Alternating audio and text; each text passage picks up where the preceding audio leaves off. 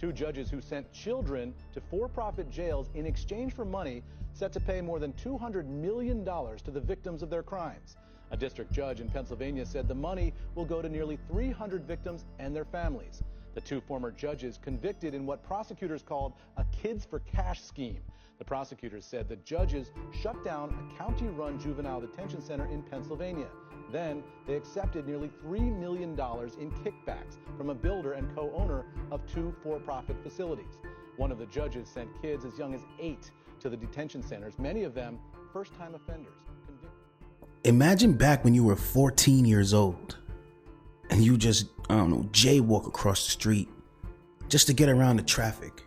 What would you do if I told you that there were kids getting sent to private prisons for that? Or an 8-year-old kid being thrown in jail? Since fucking when? What about a 15-year-old cutting class? They deserve jail time for that? Well, check this story out, man. Former Luzerne County court judges Mark Ciavarella and Mikael Conahan began a scheme. Now, what could some judges possibly be scheming on? Well, it was sending thousands of children to private for-profit juvenile facilities in exchange for over $2.8 million in kickbacks. Like, what the hell is going on? Children as young as 8 years old? Many first-time offenders were just thrown into the prison systems and was shown no mercy?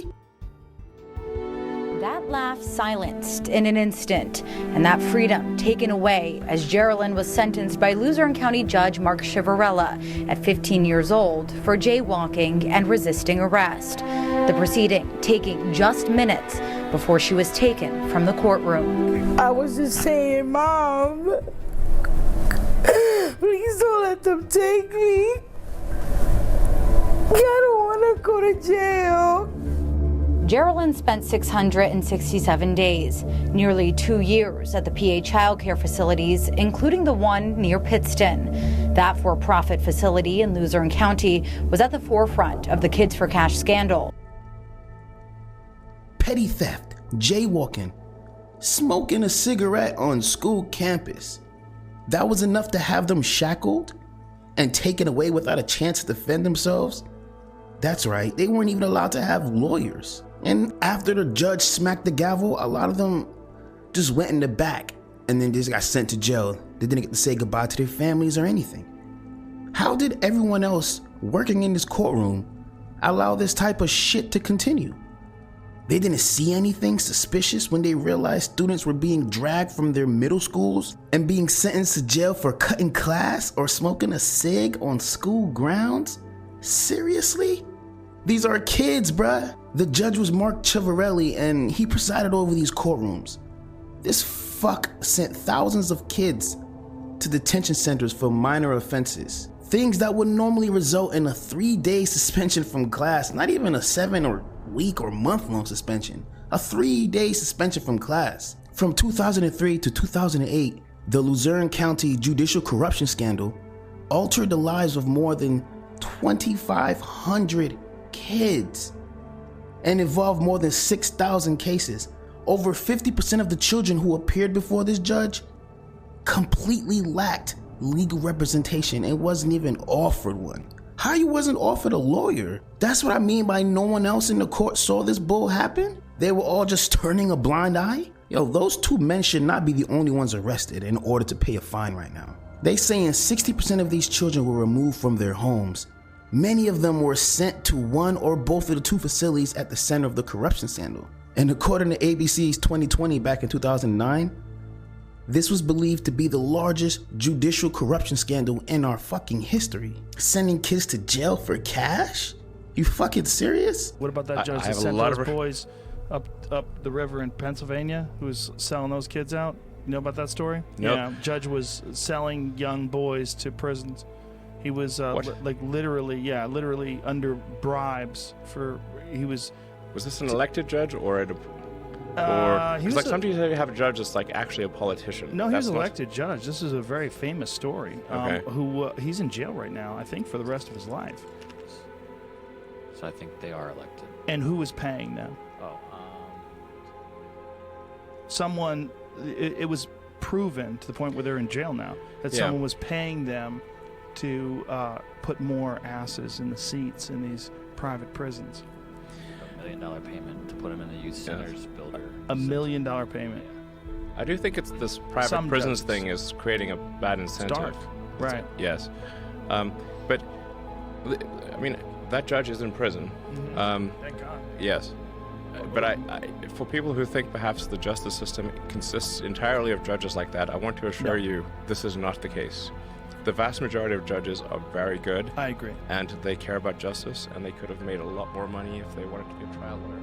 Luzerne County's president judge, Michael Conahan, was also implicated in the Kids for Cash scandal for using his budgetary discretion to stop funding the county's public youth detention facility because it's a lot harder to get kickbacks and bribes from public ran facilities in comparison to the private owned ones that he was scheming with. He also agreed to generate costs that could be billed to taxpayers in exchange for kickbacks. Of course, man. Who else is surprised about a government official skimming money off the top of taxpayer dollars just to invest it in a business for themselves on the side, buy themselves a nice car, and even using the money for hookers and cocaine? These politicians will sell their soul and all of ours too for a new yacht or a Birkin bag. But after these two men were arrested and after years of legal battle, there's finally some good news. United States District Judge Christopher Connor awarded over $200 million in damages to the victims, acknowledging the insane and unfair impact of the judge's crimes on the lives of every innocent child that they illegally sentenced and put away. Jesus, man. We should cut the bullshit. That whole damn courthouse needs to be locked up. The lawyers, the police officers in the court, the stenographers, hell, even the janitor gotta get the hell out of there. To just sit by and never report this type of injustice for so many years? How many of you guys feel like this was just a one-off situation? Like this is just a one-time thing? You guys think it's weird that for the past 20 plus years, they've been slowly moving the police into our schools? Putting them through scanners and transforming regular teenage shit like skipping class or smoking a cigarette somewhere in the cut on school campus, turning these regular ass offenses into hard jail time and criminal records? 13-year-olds, 14-year-olds? And I'm pretty sure this all began because one of the students killed himself. He was a wrestler. That guy in Pennsylvania that was sending foster kids to jail. Oh, you're talking about the Kids for Cash with the private prisons? Yes. Until the young kid killed himself. Yes. He was a young up-and-coming wrestler. He was sent to jail for, I think, pushing his stepfather and cutting school. So they sent him to juvenile. But what happened was, in the private prisons, you had to maintain a certain capacity. It had to be filled to like 80% capacity. And what happened was these judges, they were charged with keeping these jails filled. So as long as they kept them filled, they got a kick. It's called Kids for Cash in the documentary. One of the students killed himself by being in jail for cutting class? That's why it hit the news back then? Are you serious? Man, this is happening everywhere. And if this is happening in your court right now, and you're a lawyer, court officer, or whatever you are, if you work in a court and you know shit like this has been going on, and you haven't said anything, you ain't shit. And you're a part of the problem. Do the right thing and report this because this is no good. Especially if it was a loved one of yours getting 6 months in jail for cutting their 9th grade class. Man, let me know your thoughts down below on this, guys. You think this is still going on all over the country? Or was this a one-off thing, like they said? Nah, what am I saying, man? We all know it. This happens all over the place, and we all know it.